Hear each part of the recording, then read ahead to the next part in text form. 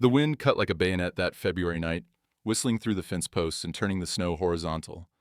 I was hauling the last bucket of feed to the cattle when I heard it. A child's voice, thin as wire, calling from somewhere beyond the gate. "Sir, can we sleep in your barn?" I set the bucket down slow. The cold burned my bare knuckles. Through the swirling white I saw her, a girl, maybe 10, standing at my fence line with her mittened hand gripping a scrap of paper. Behind her sat a boy on a sway-backed mare that looked ready to collapse. The boy didn't speak, didn't move, just stared at me with eyes that had already seen too much winter. The girl's coat smelled of wet wool and wood smoke. Her lips were cracked. I should have said yes to the barn. That was the safe answer. But then I saw the name stitched on the boy's sleeve. Pritchard, my old army sergeant. The man who'd taken a bayonet meant for me at Shiloh. The girl whispered, "Mr. Caldwell says he owns us now." I opened the door wide. "Not the barn," I said, the house." The girl's eyes went wide. She looked back at the boy, some silent question passing between them. The mare's breath came out in clouds. Ice crystals hung from the bit. "Come on," I said, "before you freeze to the saddle." I helped the boy down first. His legs nearly gave out when his feet touched ground. The girl steadied him with one hand, still clutching that paper scrap in the other. I led the mare to the barn, rubbed her down with an old blanket, gave her hay and water. When I came back to the house, they were standing just inside the door, dripping melt onto the floorboards. The smell of wet leather filled the room. "Sit," I said, nodding to the table. They sat. The girl kept one arm around the boy's shoulders. I ladled stew into 2 chipped bowls, set them down without ceremony. Steam rose between us. Outside, the wind rattled the shutters. "Eat slow," I said. "You eat too fast after going hungry. You'll just bring it back up." The girl picked up her spoon like she was testing whether it might vanish. The boy didn't touch his bowl, just traced circles in a drop of spilled broth with his finger, his eyes fixed on the table. I poured coffee for myself and stood by the stove. The fire popped and crackled. "Where's your father?" I asked. The girl's spoon stopped halfway to her mouth. She set it down careful, like it might break. "Buried," she said. 3 weeks ago, Riverbend Cemetery." My chest tightened. I gripped my coffee cup to keep my hand steady. "What was his name?" "Thomas Pritchard." The room tilted. I saw him clear as day. Sergeant Pritchard standing between me and a Confederate bayonet at Shiloh, taking the blade meant for my ribs. Saw the field hospital after, me holding his hand while the surgeon stitched him up. Heard him say, "You owe me a jacket, Brennan. This one's got a hole in it now." I'd given him mine, my old Union Army jacket with my initials on the pocket. "You his kids?" I managed. The girl nodded. The boy still wouldn't look up. "I'm Silas Brennan," I said. "Your father saved my life once." The girl's face changed, just a flicker, like she was deciding whether to believe me. Then she reached into her coat and pulled out a tin locket on a thin chain. She opened it and held it toward me. The photograph inside showed Thomas Pritchard in uniform, wearing my jacket, the one with SB stitched on the breast pocket. My throat closed up. "Where's your mother?" I asked, my voice rough. "Died when Jesse was born," the girl said. "Fever." I looked at the boy, Jesse. He was drawing in the spilled broth now, making shapes I couldn't read. "And you are?" "Nora." "How old?" 10, Jesse 6. I nodded, pulled out a chair and sat down across from them. The wood creaked under my weight. "That paper you're holding," I said. "What is it?" Nora's hand tightened on the scrap.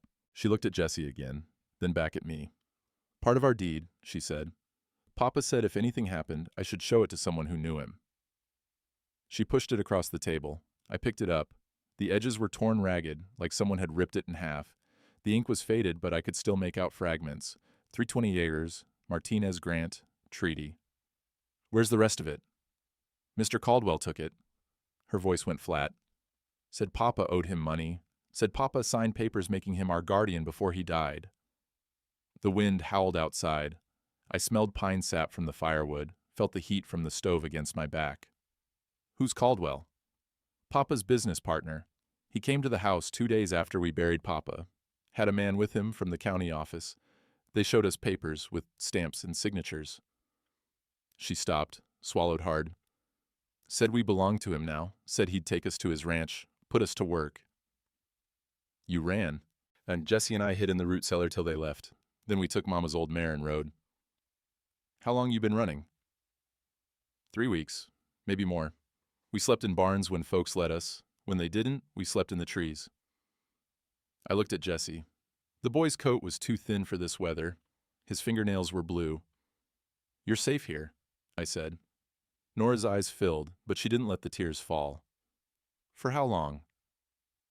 I didn't have an answer for that. I stood up, walked to the narrow door at the back of the house.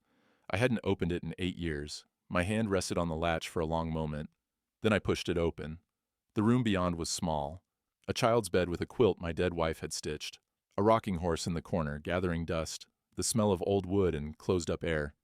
"You can sleep here," I said. Nora stared at the room like it might disappear if she blinked. "This is too much," she whispered. "It's just a bed," I said. "Hasn't been used in a long time." She looked at me, really looked at me, and for a moment the hard shell around her cracked. Beneath it was just a scared kid trying to keep her brother alive. "Thank you," she said quietly. I nodded once and stepped back. "Get some rest." As I closed the door, I heard Jesse speak for the first time. One soft word, barely audible. "Papa?" Nora's voice, gentle. "No, honey. But maybe someone like him." 3 days passed before Warren Caldwell came calling. I was in the barn repairing a broken harness strap when I heard hooves on the frozen road. Through the gap in the barn door, I saw him. Tall man, on a black gelding, dressed too fine for ranch country. Wool coat with brass buttons, hat without a speck of dust. Nora was in the yard scattering feed for the chickens. She dropped the bucket when she saw him. Grain spilled across the snow. "Nora," I called, "take Jesse inside." She didn't argue, just grabbed her brother's hand and ran for the house. I walked out to meet Caldwell. The wind carried the smell of his horse, well-fed, well-groomed, expensive. My boots crunched on the crusted snow. "Help you?" I asked. Caldwell smiled. It didn't reach his eyes. "Silas Brennan, I presume. I'm Warren Caldwell. I believe you have something that belongs to me. Don't recall borrowing anything. The Pritchard children." He dismounted slow, like he had all the time in the world. "I'm their legal guardian. Their father appointed me before he died." "That's so?" "Indeed." He reached into his coat and pulled out a folded document. The paper crackled as he opened it. "Guardianship certificate. Signed by Thomas Pritchard, witnessed by County Recorder Martin Voss, stamped and dated February 7th. I took the paper. The stamps looked official. The signature might have been Pritchard's. Hard to tell, but the date made my jaw tight. "This says February 7th. "Correct. Pritchard died February 10th, which is why he had the foresight to arrange guardianship beforehand." Caldwell's smile widened. He knew he was sick, wanted to ensure his children were cared for. "Funny, Nora says he died sudden. Children don't always understand these things." I handed the paper back. "I knew Thomas Pritchard, fought beside him at Shiloh. If he'd been planning to die, he would have written me." "Perhaps he didn't trust you with his children's future." The words were meant to cut. They did, but I kept my face blank. "You'll bring them to my ranch," Caldwell said, tomorrow morning. "I'll give you directions." "No," he blinked. "Excuse me?" "The children stay here." His smile disappeared. "Mr. Brennan, I don't think you understand. I have legal authority, and I have doubts about your papers. You can take them to the marshal if you want. Let him sort it out." Caldwell's eyes went cold. He folded the document and slipped it back into his coat. When his hand came out, it held a small leather pouch. He tossed it at my feet. Coins clinked inside. $50, he said. "For your trouble, bring them tomorrow, and we'll forget this conversation happened." I left the pouch in the snow. "Get off my land." For a long moment, we stared at each other. Then Caldwell swung back into his saddle. The leather creaked. "You're making a mistake, he said. "I'll be back with the marshal. And when I am, you'll be the one facing charges, harboring runaways, interfering with legal custody. That's a $500 fine and 60 days in territorial jail." He turned his horse and rode off. I watched until he disappeared over the rise. I didn't touch the coin pouch, let it sit there in the snow while I walked to town. Hollowbrook was 6 miles. The wind bit through my coat the whole way. By the time I reached the blacksmith's forge, my face was numb. Enoch Wade was hammering a horseshoe, sparks flying with each strike. The heat from the forge felt like mercy. Smell of hot iron and coal smoke filled the air. "Silas?" he said, surprised. Ain't seen you in town for months. Need your counsel. He set the hammer down and wiped his hands on his apron. About those kids everyone's talking about? Word traveled fast in small towns. I told him about Caldwell, about the guardianship papers, about the date that didn't match up with Pritchard's death. Enoch listened without interrupting. When I finished, he walked to a wooden box on his workbench and pulled out a silver dollar. Warren Caldwell paid me with this last week, he said. Bought 3 new shoes for his horses. I thought it was odd at the time, but I was busy. He held the coin over the anvil. Watch. He struck the coin with his hammer.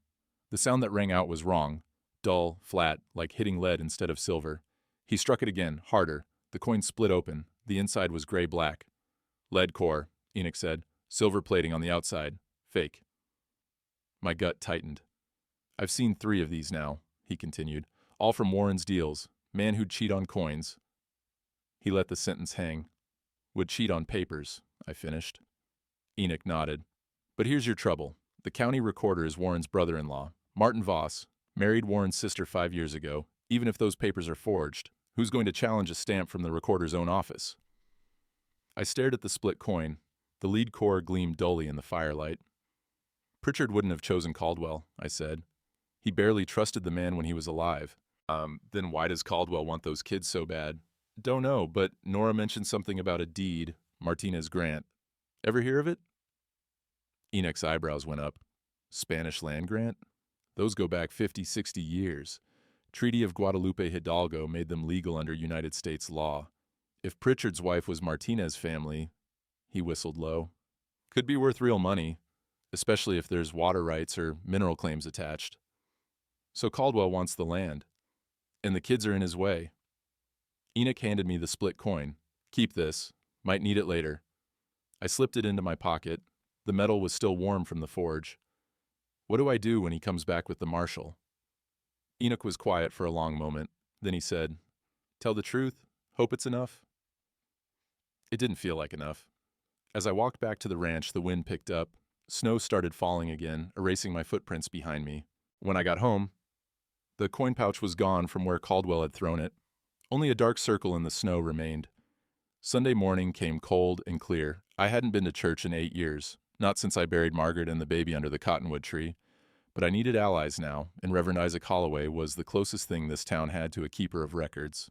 I hitched the wagon and helped Nora and Jesse climb up. Jesse had found an old scarf of Margaret's in the chest, wrapped it around his neck 3 times. The wool smelled faintly of lavender, even after all these years. The church sat at the edge of town, whitewashed boards gray with age. Folks were gathering on the steps when we arrived. Conversation stopped. Eyes followed us as I helped the children down. Mrs. Henley smiled and nodded. Her husband looked away. 2 other families whispered behind their hands. Inside, the smell of beeswax candles and old hymnals. We sat in the back pew. Jesse pressed close to Nora's side. She kept one hand on his knee, her other hand gripping the edge of the bench. Reverend Isaac stood at the pulpit, a lean man in his 60s with gray whiskers and kind eyes. He'd been riding circuit through these territories for 30 years. If anyone knew the law, it was him. His sermon was about shepherds and lost sheep. I barely heard it. I was watching the door, half expecting Caldwell or the marshal to walk in. When the service ended, Isaac made his way down the aisle, shaking hands and exchanging quiet words. When he reached our pew, he stopped. Silas Brennan, he said. Been a long time. Reverend. His eyes moved to the children. And these must be the Pritchard young ones I've been hearing about. Nora and Jesse, I said. Thomas Pritchard's children? Yes, sir. Isaac's expression shifted. Something flickered in his eyes. Recognition, maybe, or memory. Walk with me, he said. We followed him to the small office behind the church. Shelves lined the walls, packed with ledgers and record books.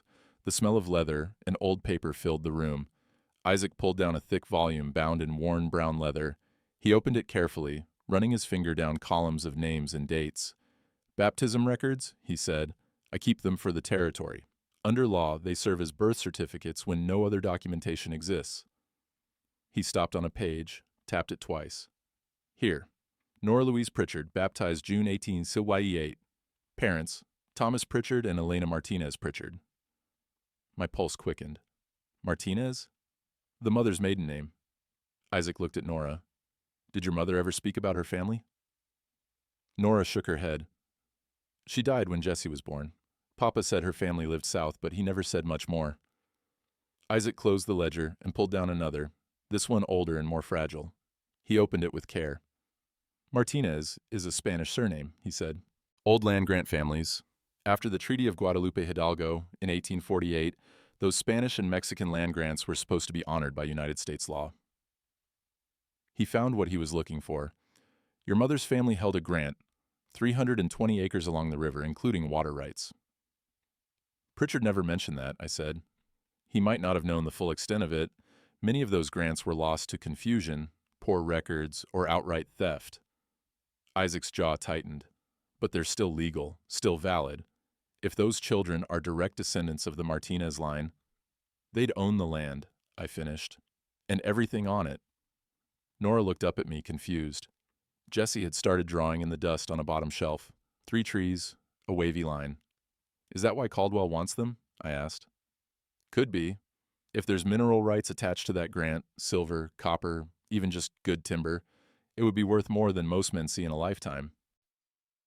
Isaac closed the ledger. There's someone you should talk to. Rosa Martinez. She's a midwife, lives just outside town. She's been researching the old land grants for years, trying to help families reclaim what was stolen. She family to Elena? Distant cousins, I believe. She'd know more. He paused. But Silas, if Warren Caldwell has already filed guardianship papers through his brother-in-law's office... I know. Clock's ticking. More than that. If he's gone to this much trouble, he won't stop at legal papers. The wind rattled the window. Outside, the church bells rang once, marking the hour. After church, I drove the wagon to the edge of town, where Rosa Martinez kept a small house with a garden plot. Even in winter, there were herbs drying under the eaves. The smell of sage and rosemary carried on the wind. She answered the door, a woman in her 40s with dark hair braided down her back and sharp, intelligent eyes. Rosa Martinez? I asked. Yes. Reverend Isaac sent me. This is Nora and Jessie Pritchard. Their mother was Elena Martinez. Rosa's expression changed. She stepped out onto the porch, looking at the children like she was seeing ghosts. Elena, she whispered. Dios mío, I thought all her family was gone. You knew her? She was my second cousin. We grew up in the same valley. Before... She stopped herself, then knelt in front of Nora. You have her eyes. Your mother was a good woman. Nora didn't know what to say. Jessie pressed closer to her side. I explained about Caldwell, the guardianship papers, the land grant. Rosa listened with her arms crossed, her face growing harder with each detail. The Martinez grant, she said when I finished. I know it well. My grandmother fought for years to keep that land in the family. Your mother inherited it when she married Thomas Pritchard. She looked at me. If Warren Caldwell knows about it, he'll do anything to take it. Those grants are worth more than gold if you know how to work the system. How do we fight him? We find the original grant documentation. It's registered in the Territorial Archives, 3 days' ride from here. But getting it won't matter if we can't prove these children are Elena's heirs. They're in Isaac's baptism records. Good, that's a start. She reached into her pocket and pulled out a small silver cross on a chain. She pressed it into Nora's hand. This was your grandmother's. Your mother gave it to me before she died, asked me to keep it safe for her children. Her voice broke slightly. I didn't know where to find you. Nora stared at the cross, her fingers closed around it. We'll fight this, Rosa said, looking at me now. But you need to understand, Warren Caldwell has money, connections, and the law in his pocket. We have truth and family. Sometimes that's enough. Sometimes it isn't. It'll have to be. As we drove back to the ranch, I saw Jessie's drawing again in my mind. 3 trees, a wavy line. Jessie, I said, those trees you drew, what are they? He didn't answer, but Nora did, her voice quiet. 3 oaks at the river crossing. Papa used to take us there. Said it was where the truth lived. The marshal came on Tuesday morning. I was splitting wood behind the house when I heard the horses. 2 riders, Marshal Davis and Warren Caldwell. The sound of hooves on frozen ground carried clear in the cold air. I set the axe down and walked around front. Nora was at the window, her face pale. I motioned for her to stay inside. Marshal Davis was a square-built man in his 50s with a gray mustache and tired eyes. He'd been marshal for 12 years, knew every family in 3 counties. He dismounted slow, like this was the last place he wanted to be. "Silas," he said. "Marshal." Caldwell stayed mounted, looking down at me with that same cold smile. Marshal Davis pulled a folded paper from his coat. The leather creaked as he moved. "Got a complaint filed," he said. "Warren here claims you're harboring his legal wards, refusing to return them." "That's correct." "You understand that's interfering with lawful custody?" "I understand Warren's papers might not be worth the ink they're printed with." Caldwell's jaw tightened, but he kept quiet. Marshal Davis unfolded the guardianship certificate, scanned it. The wind ruffled the edges. "Looks legal to me," he said. "Signed by Thomas Pritchard, witnessed and stamped by County Recorder Voss. Dated 4 days before Pritchard's death." "Ask to see the body," I said. The marshal's eyes narrowed. "What?" "Thomas Pritchard. Where's he buried?" "Riverbend Cemetery," Caldwell said. "What is that? And when exactly did he die?" "February 10th, as I've already stated." I pulled the tin locket from my pocket, opened it, held it up so the marshal could see the photograph inside. "This is Thomas Pritchard, wearing my old army jacket, the one I gave him at Shiloh in '62. It's got my initials on the pocket." I pointed. "That photograph was taken February 12th. I know because Nora remembers the day. Her father took her and Jesse into town to have it made, 2 days after he supposedly died." Marshal Davis took the locket, studied the photo close. The smell of tobacco on his clothes mixed with horse sweat. "Could be an old photograph," Caldwell said quickly. "Taken years ago." "Could be," I agreed. "Or your papers could be backdated, forged by your brother-in-law to make it look like Pritchard signed before he died." "That's a serious accusation." "It's a serious crime." Marshal Davis handed the locket back. He looked at Caldwell, then at me, then down at the paper in his hand. I could see him working through it, weighing law against truth, duty against doubt. "I believe Silas might be right about the photograph," he said finally. "But without proof those papers are forged. My hands are tied. The stamp is official. The signature looks genuine. Under territorial law, that makes Warren the legal guardian." My chest tightened. "However," the marshal continued, "given the conflicting evidence, I'm willing to delay enforcement. Give both parties time to present their case to the territorial judge when he makes his circuit." "When's that?" I asked. "Judge was supposed to be here last week. Got delayed by snow in the mountain pass. Could be another 7, maybe 10 days. Caldwell leaned forward in his saddle. "Marshal, with respect, 7 days, Warren. That's reasonable." Caldwell's knuckles were white on the reins. "And what's to stop Brennan from running with them? Taking them across the territory line?" "My word," I said. "I'll keep them here. Let the judge decide." The marshal nodded. "That acceptable?" It wasn't. Not to Caldwell. His face had gone red, but he forced a smile. "Of course, Marshal. Though I'll need some assurance. Perhaps Brennan could post a bond?" "Don't have that kind of money." "Your cattle, then. 40 head, I believe." Caldwell's eyes glittered. "Worth about $800 at market. You sign them over as collateral. If you run with the children, the herd becomes mine. If you stay and the judge rules in your favor, you keep them." The wind died. Everything went still. "That's my whole herd," I said quietly. 8 years of work. "Then you'll make sure you're here when the judge arrives." Marshal Davis looked uncomfortable. "Warren, that's not—" "It's fair, Marshal. The man claims he won't run. Let him prove it." I stared at Caldwell, saw the trap clear as day. Even if I won in court, he'd find some way to twist it, some legal loophole his brother-in-law could exploit. He wanted my land, my cattle, everything I had, but if I refused, the marshal would have to enforce the guardianship now. "Fine," I said. "I'll sign." Caldwell smiled. He pulled a pre-written document from his coat, already prepared, already dated. He'd known exactly how this would go. Marshal Davis witnessed while I signed. My hand shook. The ink smelled sharp and bitter. When it was done, Caldwell folded the paper carefully and tucked it away. 7 days, Silas. Then the judge will make his ruling. And if he rules in my favor— He looked past me at the house where Nora and Jesse were watching through the window. "Well, we'll all be better off." They rode away. I stood there watching until they disappeared.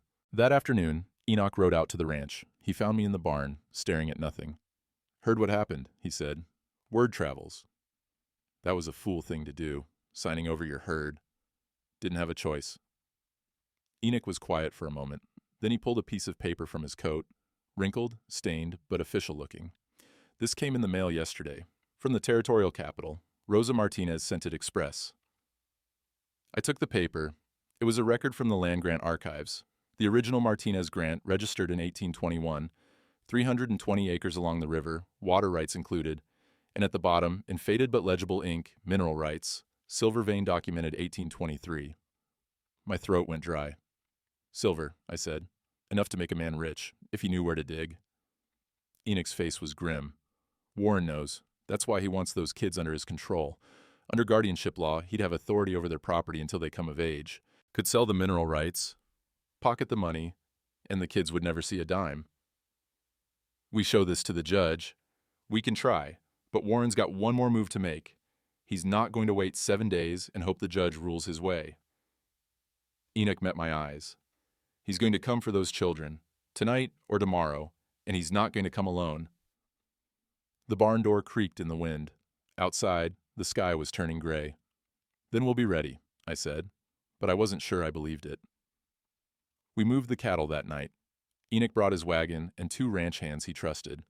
We worked by moonlight, driving 40 head through the canyon pass to a hidden meadow 5 miles west. The sound of hooves and low bellowing echoed off the rock walls. Nora rode beside me, surprising me with how well she handled a horse. Jesse sat in front of her, gripping the saddle horn with both hands, his eyes wide but focused. Your father teach you to ride? I asked. Mama did, Nora said, before she died. Papa said I had her way with animals. The cold bit through my coat. My breath came out in clouds. By the time we reached the hidden meadow, my fingers were numb. Rosa Martinez was waiting at the canyon entrance, holding a lantern. The light cast long shadows across the snow. They're here, Enoch called softly. Rosa moved forward, the lantern swaying. When she saw the children, her face softened. Nora, Jesse. She switched to Spanish, then back to English. Your mama would be proud of you, both of you. She knelt in front of Nora and pulled something from beneath her shawl, the silver cross she'd given her earlier, but now there was another item with it, a small leather pouch. Your grandmother's documents, Rosa said quietly. Birth certificates, marriage records, land transfer papers, everything proving your mama's lineage. I've been keeping them safe for 20 years, waiting for someone to come claim them. Nora took the pouch with trembling hands. Rosa looked at me. The original land grant record is in there too. Certified copies. If Warren tries to claim, those children don't have legal standing. These will prove otherwise. Thank you. Don't thank me yet. Rosa's face was grim. If Warren finds out I'm helping you, he'll have his brother-in-law charge me with interfering in a custody case. Or worse, he'll claim I'm trying to steal property through false documentation. They could deport me back to Mexico, even though my family's been here longer than his. The wind picked up. Snow started falling again, light flakes that caught in the lantern glow. That's a risk you shouldn't take, I said. It's a risk I'm choosing. She touched Nora's cheek. Family takes care of family. We met before dawn, in the church basement. Me, Enoch, Rosa, and Reverend Isaac. A map lay spread across the table, held down at the corners by coffee cups. The smell of candle wax filled the close air. Warren will make his move soon, Enoch said. He's got 7 days before the judge arrives, but he won't wait that long, not now that he knows you've got proof. He doesn't know about the documents, Rosa said. He knows Silas is fighting back. That's enough. Isaac traced a finger along the map. The children need sanctuary, somewhere Caldwell can't reach them legally. Church sanctuary law is murky at best, I said. It is, but it's something, and it buys time. Isaac looked at me. You bring them here tomorrow. I'll keep them in the rectory. If Warren comes with the marshal, I'll invoke ecclesiastical protection. The marshal won't like it, but he'll have to get a territorial court order to overrule it. That's another few days at minimum. And what happens to Silas? Rosa asked. Warren will press charges, harboring, interference, whatever else he can dream up. Let him, I said, as long as the kids are safe. Enoch pulled out a piece of paper and slid it across the table. I've been talking to folks. 12 people saw Thomas Pritchard alive after February 7th, the date on Warren's guardianship papers. They're willing to testify. Willing, or willing if it won't cost them, I asked. Most are willing enough. A few need convincing, but if we can get them in front of the judge... He didn't finish. Didn't need to. Isaac folded his hands. There's one more thing. I sent word to the territorial prosecutor's office about the forged currency. 3 counterfeit coins, all traced to Warren Caldwell. If they open an investigation... That'll take months, Rosa interrupted. We have days. True, but the threat of investigation might make Warren nervous. Make him do something stupid. The candle flickered. Outside, the first light of dawn was starting to gray the windows. We need one more thing, I said. We need to find out what Pritchard buried at the river crossing. Jesse drew 3 oaks. Nora says Pritchard told them the truth lives there. If there's a will, or more documents, or proof of what Warren did. The river's still frozen, Enoch said. Can't dig until the thaw. When's that? 3 weeks, maybe 4 if this cold holds. We don't have that long, Rosa shook her head. Then we work with what we have. The land grant papers, the baptism records, the witness testimony. And we pray it's enough. Isaac stood. I'll prepare the rectory. Bring the children after evening service. We'll make it look like a social visit, nothing suspicious. Enoch gathered the map. I'll talk to the witnesses. Make sure they're ready to speak. Rosa touched my arm. And you watch your back. Warren Caldwell is a dangerous man when cornered. Well, we left the church as the sun broke over the horizon. The snow had stopped. The sky was clear and hard and cold. When I got back to the ranch, Jesse was standing at the window, his palm pressed against the glass, drawing something in the condensation. 3 oaks, a wavy line, and beneath it, something new, a box. Warren called a town meeting. The notice went up on the general store wall Wednesday morning. Community hearing. The matter of Pritchard guardianship. Thursday 10 a.m., Town Hall. I saw it when I rode in to buy flour. The paper was crisp, official-looking. Warren's handwriting in neat black ink. The storekeeper, Mrs. Henley, was weighing out beans when I came to the counter. She didn't look at me. Heard about the meeting? She asked. Just saw it. A lot of folks planning to attend. She tied off the bean sack with twine. Warren's been talking, says you're keeping those children against their legal guardian's wishes, says it's a danger to the community when men ignore the law. And what do you think? She finally met my eyes. I think Thomas Pritchard was a good man, and I think Warren Caldwell charges too much interest on his loans. She pushed the flour and beans across the counter. But thinking don't pay debts, and Warren holds paper on half the businesses in this town. I paid and left. Thursday morning came cold. The town hall was packed. 40, maybe 50 people crowded onto benches standing along the walls. The smell of wet wool and unwashed bodies filled the room. Warren stood at the front beside a makeshift podium. He'd brought 3 men with him, witnesses he called them, all dressed too well for ranch hands, the kind of men you hired when you needed someone to say the right words. I sat in the back with Enoch. Rosa had stayed away, too dangerous for her to be seen publicly taking sides. Marshal Davis stood near the door, arms crossed, watching. Warren called the meeting to order, his voice smooth as Sunday morning. Thank you all for coming. I've called this gathering to address a matter that affects us all, the rule of law in our community. He pulled out his guardianship certificate.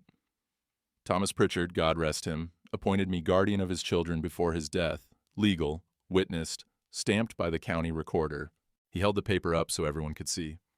But Silas Brennan refuses to honor that guardianship. He's keeping those children on his ranch, isolated, against their legal guardian's wishes. Warren's expression turned sorrowful. Now, I understand. Silas is a lonely man. He's lived alone for years, lost his wife and child. Maybe he sees this as a chance to fill that emptiness. But we can't allow personal need to override the law. Murmurs rippled through the crowd. I've brought witnesses, Warren continued, men who knew Thomas Pritchard, who can testify to his wishes. The first witness stepped forward, a thin man with a nervous smile. He testified that Pritchard was often drunk, couldn't manage money, wanted Warren to take the children if anything happened. It was a lie. I could see it in the way he wouldn't look at anyone directly. But he said it under oath, with his hand on a Bible Warren had brought. The second witness said the same. And the third. By the time they finished, half the room believed them. Then Warren pulled out another document. I also have this, a signed confession from a witness who saw Silas Brennan threaten Thomas Pritchard 2 months before his death over a cattle dispute. That's a damn lie, I said, standing. Warren smiled. The witness is willing to testify in court. Then let's go to court. Let the judge decide. We will, in 7 days. But I wanted the community to understand what's at stake. He looked around the room. Silas Brennan isn't just defying my legal authority. He's defying all of you. Every person who believes in law and order. Every person who depends on the system to protect property rights and family integrity. The words hung in the air. I felt the room shifting. Saw people who'd been friendly last week now avoiding my eyes. Enoch stood beside me. I've got something to say. Warren's smile tightened. This is my hearing. It's a public gathering. I can speak. Enoch walked to the front, carrying a small cloth bag. He set it on the podium with a heavy clink. 3 weeks ago, Warren Caldwell paid me with silver dollars for horseshoe work. Enoch pulled out one of the coins. I want to show folks something. He walked to the Franklin stove in the corner, opened the iron door. The heat from the fire washed over the room. He placed the coin on the edge of the stove's flat-top surface and waited. The crowd watched in silence. After a minute, the coin started to sweat, then blister, then split, the silver plating peeling away to reveal the lead core beneath. Someone gasped. Enoch picked up the ruined coin with a rag and held it up. Counterfeit, lead wrapped in silver plate. I got 2 more just like it, all from Warren's payments. He looked at the crowd. A man who cheats on coins will cheat on paper. You ask yourselves, if his money's fake, what about his documents? Warren's face had gone white, then red. Those could be from anyone, he said quickly. Could be you're the one passing false currency, trying to frame me. Then let's have the marshal test your coins right now. Enoch pointed at Warren's vest pocket. Pull out what you're carrying. We'll heat them, see what's real. Warren's hand moved to his pocket, then stopped. I don't have to prove anything. This is absurd. Show them your coins, Warren. The room was dead silent. Everyone staring. Marshal Davis pushed off the wall. Might not be a bad idea, Warren. Clear the air. Warren looked trapped. His jaw worked. Then 2 of his paid witnesses started moving toward the door. Casual-like, but deliberate. Stop, Marshal Davis said. They ran. The marshal went after them. The crowd erupted, some people standing, shouting, others trying to get to the door. Warren used the confusion to slip out the back. By the time things settled, all 4 men were gone.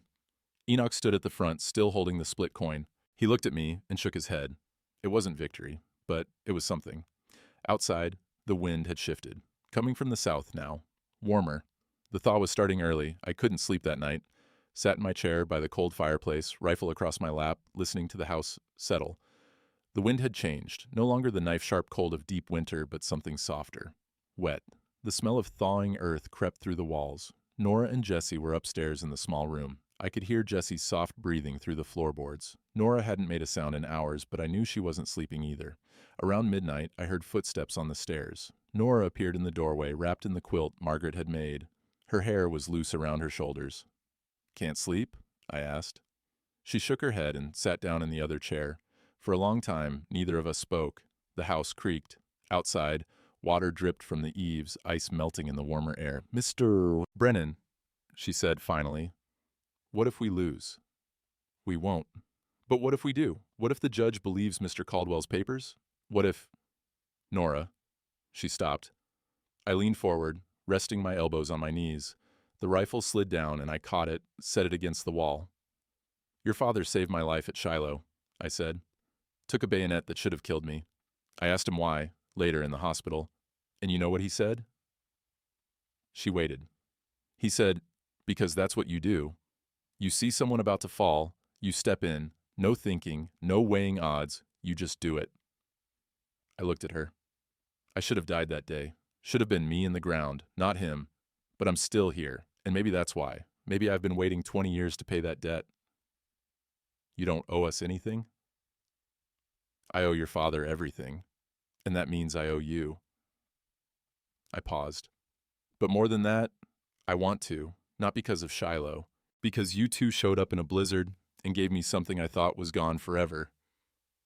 What? A reason to wake up in the morning. Her eyes filled.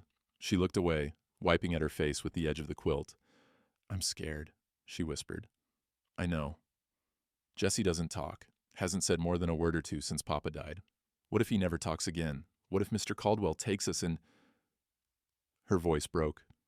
He hurt me once.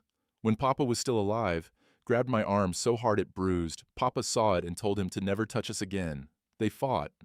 And then a week later, Papa was dead. My chest went tight. Warren killed him. I don't know. Papa fell off his horse near the river, hit his head on a rock. The doctor said it was an accident. But she pulled the quilt tighter. The horse's saddle girth was almost cut through, like someone used a knife, just enough so it would snap later. The fire in my gut turned cold. Did you tell anyone? Who would believe me? I'm a kid. Mr. Caldwell had the doctor, the recorder, the witnesses, and Papa was already buried. I stood up, paced to the window. Outside, the moon was bright on the snow. The shadows of fence posts stretched long across the white ground. Nora, I said, your father told you the truth lives where three oaks meet the water. What did he mean? I don't know. He said it the day before he died. We were riding near the river, and he pointed to these three big cottonwood trees growing close together. He said, "What? If anything ever happens to me, remember this place? The truth is here." Did he bury something? Maybe. I don't know.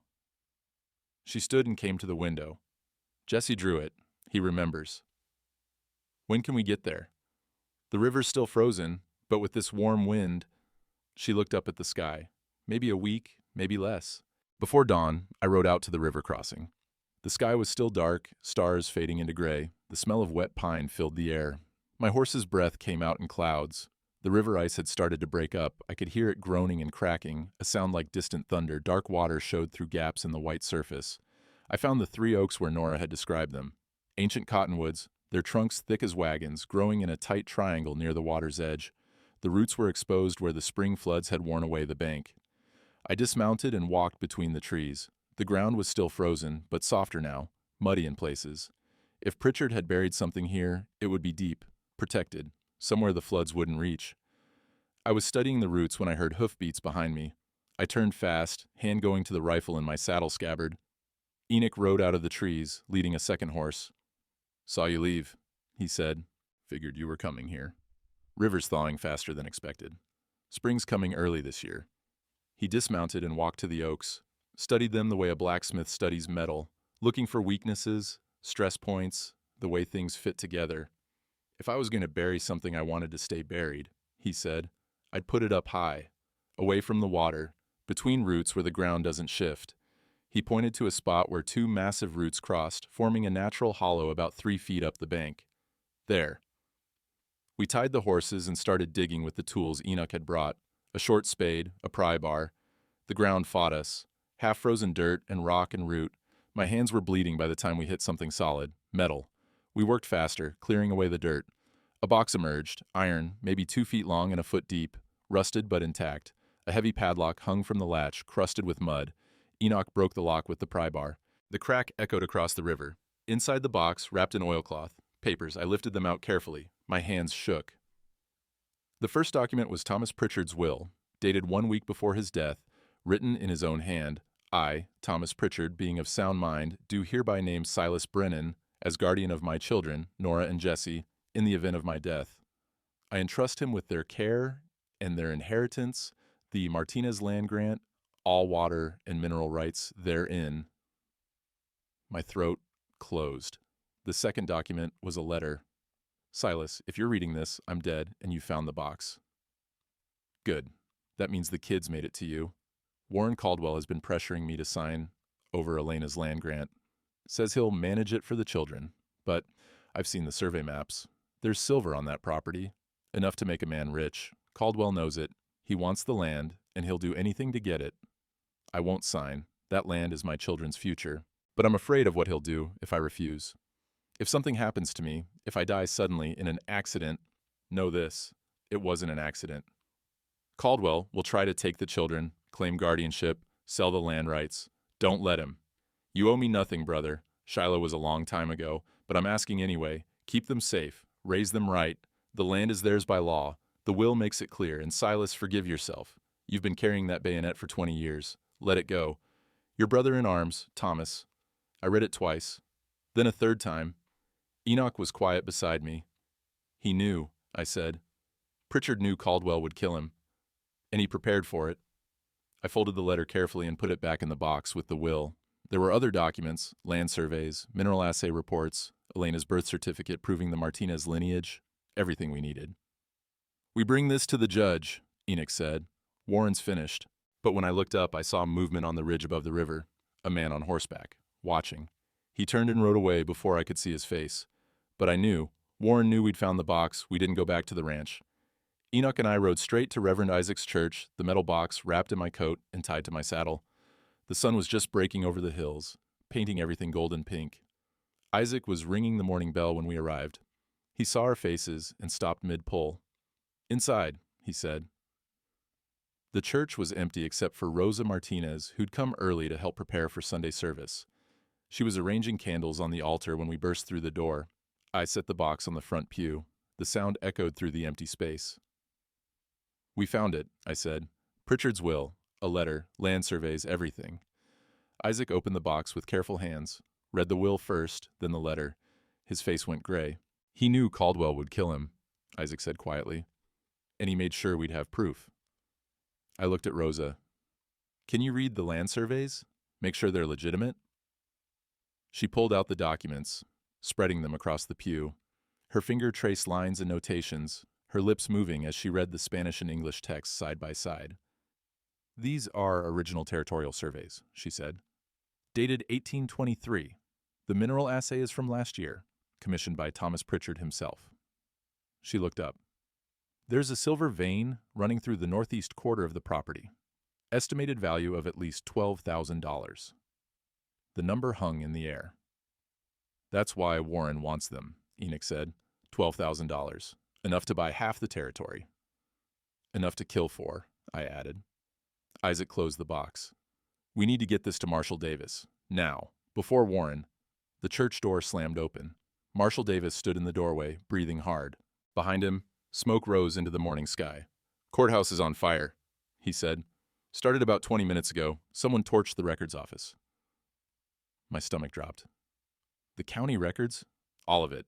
Deeds, birth certificates, marriage licenses, everything Warren's brother-in-law had filed."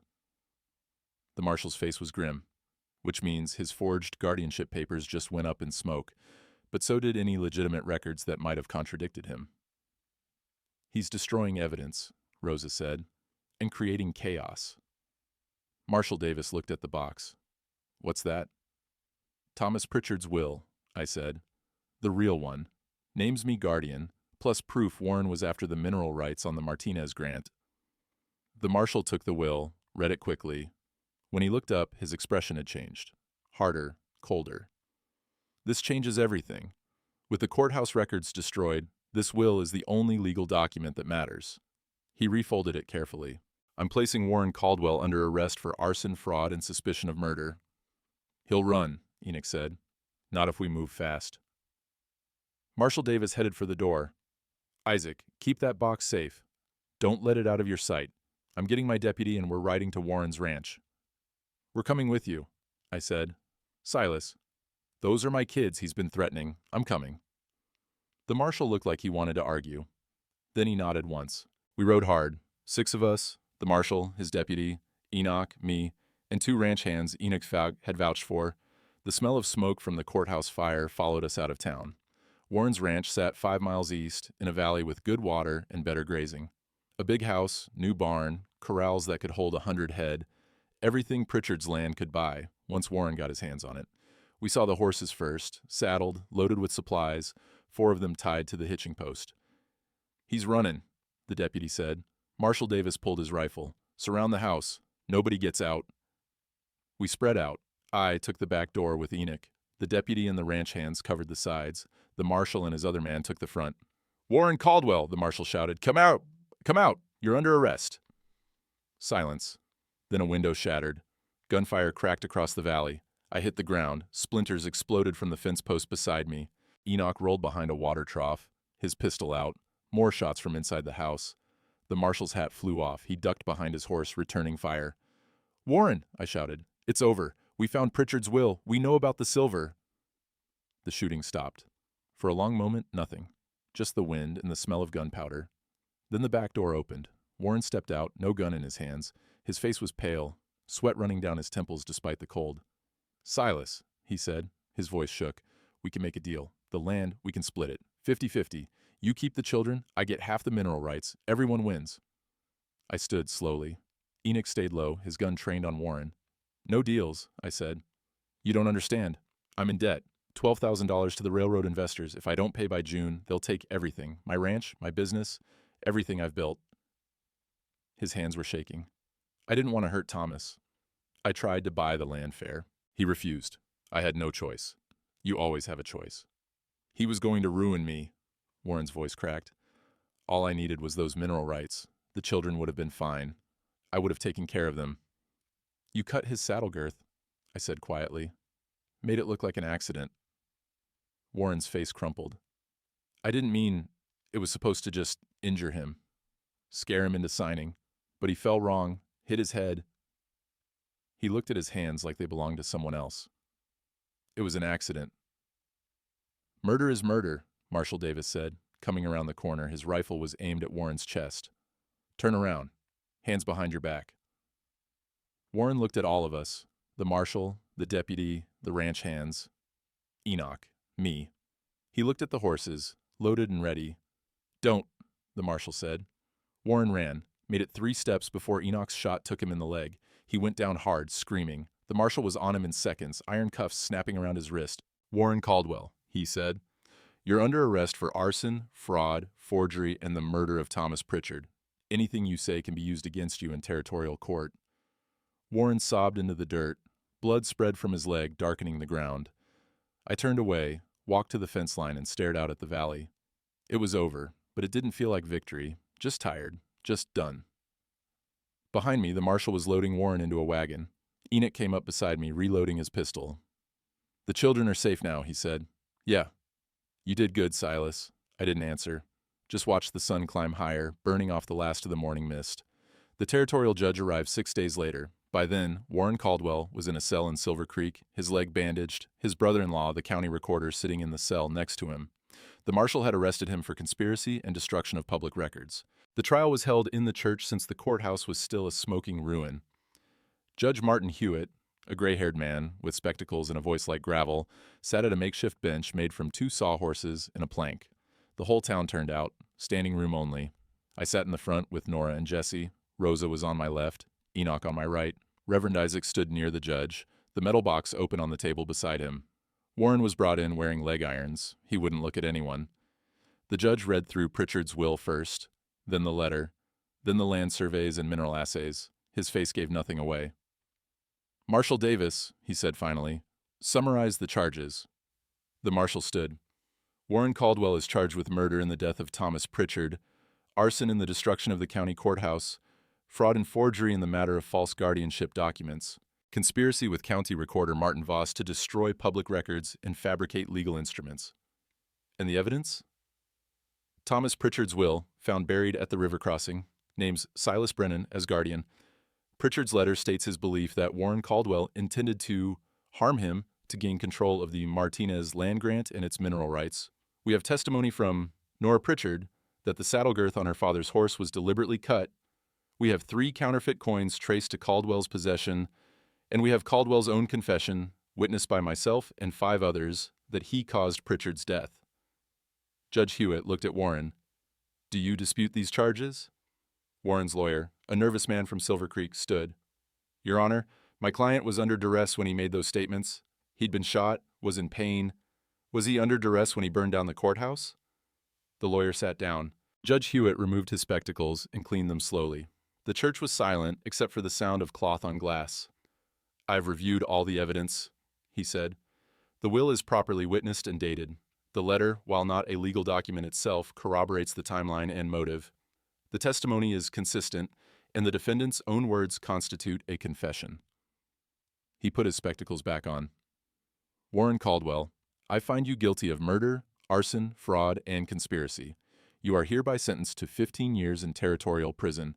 Martin Voss will face separate charges for his role in this conspiracy. Warren made a sound, half sob, half gasp. The judge turned to me. Silas Brennan, Thomas Pritchard's will clearly names you as guardian of his children. However, territorial law requires that adoption be formalized with the children's consent spoken aloud in this court. He looked at Nora and Jesse. Do you understand what that means? Nora stood. Her hand was shaking, but her voice was steady. Yes, Your Honor.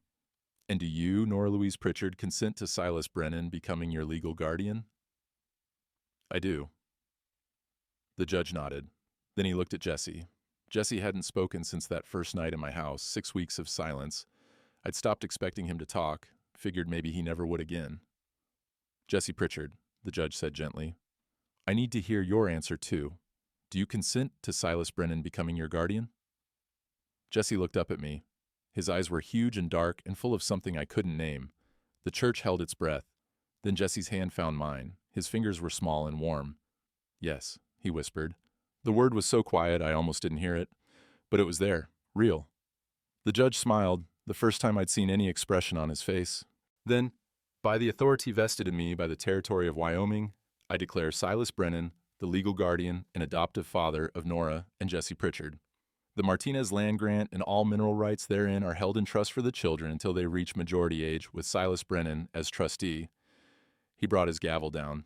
The sound echoed through the church. After the trial, we walked to Riverbend Cemetery, the three of us, me, Nora, and Jesse. The afternoon sun was warm. The smell of new grass rose from the ground. Spring had come while we weren't looking. Thomas Pritchard's grave was marked with a simple wooden cross. Someone, probably Rosa, had left fresh wildflowers there. I knelt in the dirt. Nora and Jesse knelt beside me. Sergeant Pritchard, I said, I'm keeping my promise. Your kids are safe now. The land is theirs, and I'll raise them right, on my word and theirs. Nora pulled out the tin locket, the one with her father's photo, and placed it at the base of the cross. We're okay now, Papa, she said. Her voice broke. We're going to be okay. Jesse didn't say anything, just pressed his hand to the earth above the grave, his palm flat against the warming soil. We stayed there until the sun started to sink. Then we walked back to the wagon. On the way home, we passed the river crossing. The 3 cottonwood oaks stood dark against the evening sky. The ice was completely gone now. Water rushed over rocks, clear and cold and new. Jesse pointed at the trees. That's where Papa kept the truth, Nora said softly. That's right, I said. And now, the truth is ours. I'm sitting on this same porch now, 42 years later. It's 1920, and the ranch looks different than it did that winter. The barn's been rebuilt twice. The house has an addition where Nora raised her 3 children.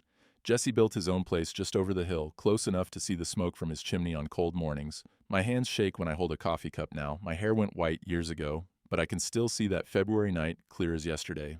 The blizzard, the girl at the fence, the boy who wouldn't speak. Can we sleep in your barn? She'd asked. I should have said yes to the barn. Would have been simpler, safer. But I opened the door instead, opened it wide. Folks ask me sometimes why I did it.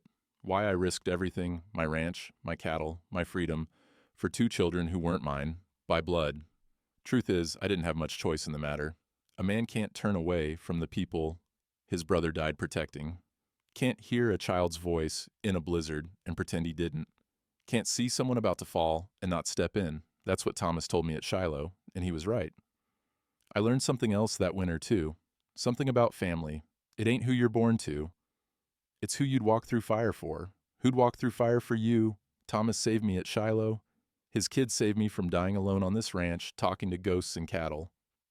I reckon we all saved each other. The land's still theirs, Nora's and Jesse's. The silver vein played out after 10 years, but it was enough. Enough to build good lives, send grandchildren to school, keep the ranch running through hard seasons. Jesse found his voice again, eventually. Became a teacher, married a girl from Silver Creek, has 2 boys of his own now who call me Grandpa. Nora runs the ranch with her husband. She's got her mother's way with animals, her father's steady hands. Sometimes I watch her work and I see them both, Elena and Thomas, living on through her. The tin locket sits on the mantel inside. But it's different now. Nora added more photos over the years, Margaret and our daughter on one side, Thomas and Elena on the other, and in the middle, a photograph of all of us together, me, Nora, Jesse, and the families they built. 2 families that became one. The river's running high this spring. I can hear it from here, rushing over those rocks at the crossing. The 3 cottonwood oaks are still standing. Older now, thicker, their roots deep in the ground where we buried that metal box, where the truth lived, and still does, because the land don't forget, neither do we. My grandchildren are playing in the yard now. Nora's youngest and Jesse's boys chasing each other through the new grass, their laughter carries on the wind.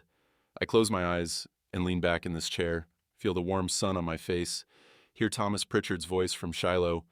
You see someone about to fall, you step in, no thinking, no weighing odds, you just do it. I did it, brother, and I'd do it again.